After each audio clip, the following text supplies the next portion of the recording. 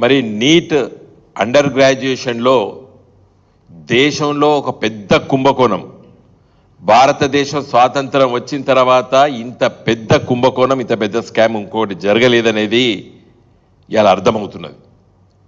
కోట్లాది రూపాయలు చేతులై మారినాయని చెప్పి ఇలా ఇన్వెస్టిగేషన్లో తేలింది.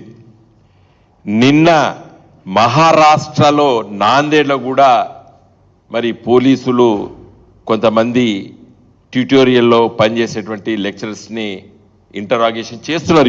ఇప్పటికి కూడా ఇంకా జరుగుతున్నది, దర్యాప్తు జరుగుతున్నది. ఈ రాష్ట్రాలన్నీ కూడా ఎన్డీఏ పాలిత రాష్ట్రాలు, ఇవన్నీ కూడా బీహారు, గుజరాతు, హర్యానా, ఇలా మహారాష్ట్ర. లక్షలాది రూపాయలు చేతులు మారినని చెప్పి ఈరోజు చెప్తున్నారు. మొన్న రఘునందన్ రావు గారు ఒక స్టేట్మెంట్ ఇచ్చిండ్రు.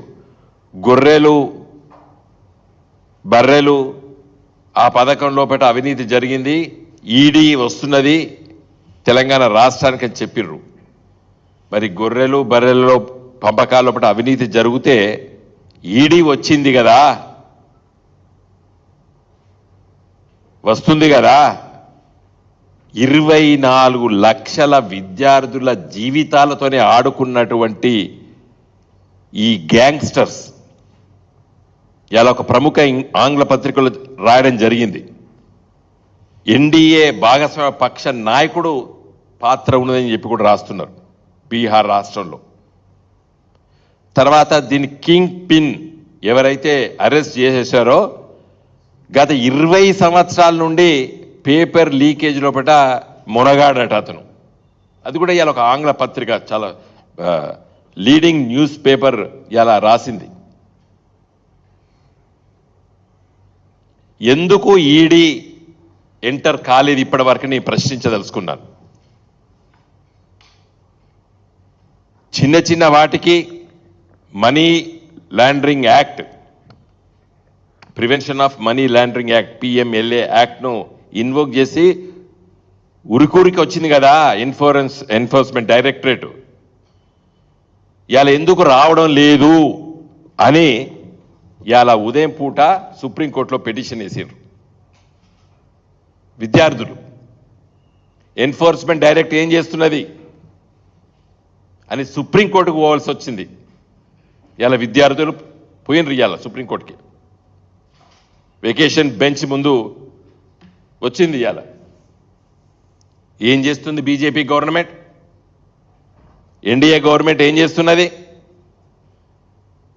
బండి సంజయ్ గారు 10th క్లాస్ పరీక్ష పేపర్ లీకేజ్ అయిందని చెప్పి ఆ రోజు ఏది పోయిన సంవత్సరం ఏప్రిల్ 7, 2023 నాడు బండి సంజయ్ గారు ఓ పత్రికా విలేకరుల సమావేశంలో ఒక్కొక్క విద్యార్థికి ₹1,00,000 కంపెన్సేషన్ ఇవ్వాలి, కేటీఆర్ని బర్తరఫ్ చేయాలి, హైకోర్టు జడ్జితో విచారించాలని చెప్పినటువంటి బండి సంజయ్ గారు ఇలా లక్షలాది మంది 24 లక్షల మంది విద్యార్థులతో చెలగాటమాడినటువంటి బీజేపీ ప్రభుత్వము మరి లక్ష రూపాయలు ఇస్తారా కంపెన్సేషన్ వీళ్ళకి? నీ మాటల్లో నువ్వే చెప్పినావు ₹1,00,000 ఇవ్వాలని చెప్పి. ఇలా మంత్రివి ఇప్పిస్తావా లక్ష రూపాయలు ఒక్కొక్క విద్యార్థికి?